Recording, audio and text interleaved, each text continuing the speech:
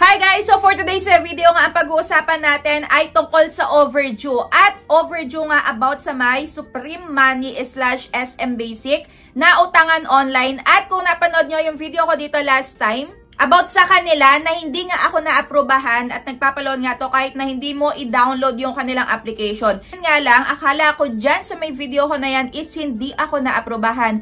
At nalaman ko na nga lang na na-aprobahan ako sa kanila nung nakatanggap na ako ng harassment or pananakot. So, na-experience nyo na ba yun na nag-apply kayo sa isang loan application, akala nyo reject, pero biglang may papasok. O, diba? So, grabe din yung napagdaan ako dito. Nabasa ko lahat yung mga text messages sa akin na nakakagigil dahil nakakatakot din. Dahil grabe yung mga pagbabanta ng agent na to. So, mamaya ipa-flash ko dito sa screen yung mga pinagsasabi, yung mga pananakot. Kaya kung ako sa inyo, panoorin nyo yung video na to hanggang dulo, lalo na kung nakautang kayo dito. Pero ayun, bago tayo mag-start is i-flex ko lang itong aking t-shirt dahil nabili ko to sa may Shopee ng super mura lang. So, cotton siya, stretchable at hindi mainit sa katawan. Sobrang dami ko nabili na to, 6 yata. At ito ay size XL. So, lalagay ko yung link dyan sa my description box or sa may comment section para kung trip nyo yung mga ganitong t-shirt lang, lalo na sa may mainit na panahon, is perfect sa inyo to. Kaya ayan, puro ganito na lang yung isusot kapag nagba-vlog ako. So, ayan, super ganda. So, ito is 99 pesos lang. Sobrang mura, pero ang ganda.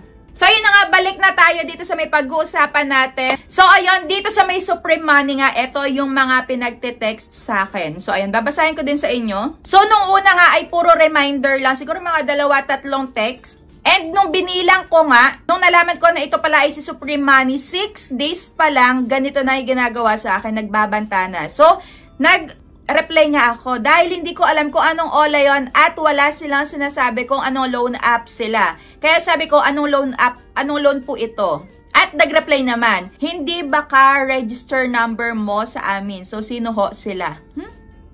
Tapos after nun, nag-text ulit. So dahil hindi ko nga alam kung anong loan app to, nasabi sila ng sabi na due na daw today is hindi ko pinapansin. At ito nga yung reply ko sa kanila. So, anong OLA to? Babayaran ko ngayon din. Ayan, anong loan app to? Paano ako makakapagbayad? So wala akong utang sa inyo. So yun na lang yung nasabi ko dahil ayaw nga sabihin kung anong OLA sila, nakakaloka, pero babayaran ko naman if ever na meron nga at nakalimutan ko lang. So kagaya no sa may Mr. Cash and Mabilis Cash nga din dati, na overdue ako at hindi ko na malaya na overdue na pala. So yun, babayaran ko naman dahil responsibilidad naman natin yun na borrower dahil nangutang tayo, kailangan nating bayaran. Pero yung way ng paniningil dapat is makatao, hindi yung ganitong kung ano-ano yung sasabihin na pananakot para lang mapiga at mapagbayad yung nangutang. So, pwede naman siguro makipag-usap yung agent, magsabi ng mahinahon para mas makapag-isip ng maayos yung nangutang kung paano sila makakabayad. So, ito na nga yung sinabi sa akin na naluloka ko. So, yan sabi is, buti natitiis nyo ipakain sa pamilya nyo ay galing sa utang na hindi binabayaran. May konsensya pa ba kayo? Saan kayo humuhugot ng kakapalan ng mukha?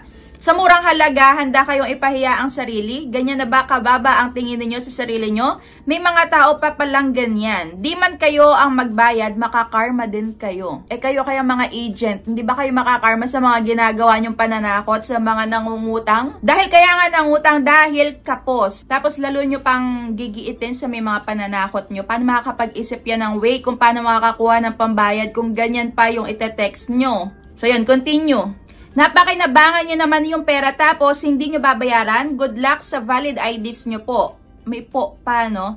May kaunting oras pa kayo para makapagbayad. Kung hindi ay tatawagan namin ng emergency contact nyo hanggang madaling araw para i-remind kayo sa utang nyo at sila ang pagbabayarin namin. Salamat. So, ayun nga, dahil, ayun, nagbanta na ite-text daw yung mga emergency contacts. Ayun, sabi ko, paano kung babayaran ko, hindi ko alam anong OLA to. So, nag-aantay talaga ako na sabihin nila at nang mabayaran ko if ever na meron nga. So, meron pang text. So, masyadong makapalamukha mo na hindi magbayad dito sa obligasyon mo. Hantayin mo pamamahiya na gagawin ko sa'yo. Mamamahiya na daw siya. Mababaon ka sa utang kasi ang details mo gagamitin ko. Mababaon ka sa utang ngayon araw. Asahan mo na, may tatawag sa'yo. At maraming maghahanap sa'yo. So, tandaan mo, social media ng kakilala mo, hawak ko na. abang-abangan mo ang pagmumukha mo sa FB nila. Sila unang makakaalam na scammer ka. At may mura pa. O diba? So ito, deserve na to na malaman kung anong loan app sila na namamahiya dahil kung ako grabe, yung na-approve sa akin is 1,000 pesos. At sa 1,000 pesos na yon, ganito yung matatanggap natin. Grabe namang pamamahiya to. So ite-text na emergency contact, ipapahiya sa may social media. Kung ako sa inyo, pagka ginawa talaga to, hindi ko na to babayaran. At take note, ang nautang ko dito is 1,000 pesos. In-approve nila na hindi ko nalalaman, hindi sila transparent kung magkano yung makakaltas. So, kabod-kabod na lang ipinapadala sa may GCash. Kabod-kabod na lang pinapadala sa may GCash nang wala man lang confirmation kung i-confirm mo ba or hindi. So, after mo ditong isubmit lahat ng requirements mo, automatic na yan. Nasisendan ka nila ng loan. So, ang tanong nga, paano ko nalaman na ito ay si Supreme Money? Dahil may isa pang agent na nag-text. Nag-reply ako gamit ang ibang number. At sabi nga is, anong number yung pinantext ko sa'yo? So, binigay ko nga yung number ko. And, ayun na nga, ito pala daw ay si Supreme Money. Kaya ayun, chinek ko agad dahil link nga yun, website lang. Hinanap ko pa yung website nila. At dito nga nakita ko na meron service fee na 380 pesos. Kaya sa 1,000 pesos, ang matatanggap ko na lang is 620. So, ayun, 620 lang yung natanggap ko. Pero ang babayaran ko is 990. So, ayun.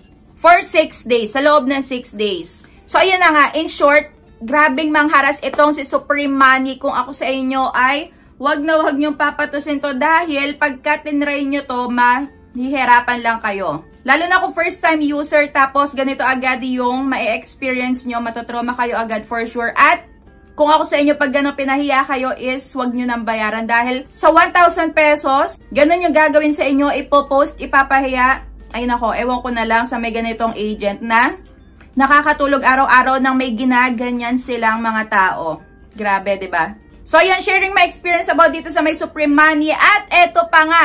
So, after kong bayaran, tumaas agad ang aking credit limit at pinautang ako ng 3,000 pesos. So, check ko nga kung magkano yung makakaltas. So, i-check ko sana yung details nung i-confirm ko. At bigla na lang, ayan, under review na ulit, naloka ako. So, inaantay ko sana ako ma-reject. At buti na lang, ay na-reject ako. Dahil, ayan, pagka may lumabas dyan at binayaran nyo agad yan, automatic yan na ipapadala sa inyo. Kaya kung ako sa inyo, wag na kayo mag-click dito dahil, buti na lang din na-click ko para maging aware kayo na automatic na yan na ipapadala sa inyo. So, buti na lang na-reject ako at kung ako sa inyo, never.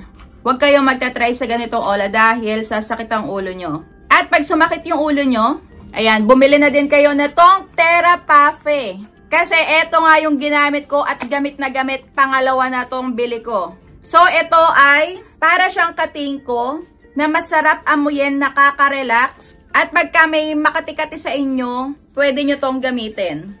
So, ganyan lang yung itsura niya. Para siyang lipstick at sobrang bango. So, ayan, ganyan lagi yung ginagawa ko. Nilalagay ko sa may sentido ko dahil sumakit talaga yung ulo ko dito. Grabe sa may Supreme Money na to. So, ayan, massage mo lang nang ma-relax ka. So, grabe talaga tong, amoy siyang menthol, amoy peppermint, and super bango. So, lalagay ko yung link dyan sa may description box. So, that's it for today's video. Kung meron pa kayong ayan, tanong about dito sa may Supreme Money. O, diba, minasay ko na dahil hanggang ngayon eh, grabe tong sakit ng ulo ko sa may Supreme Money. So, ayan.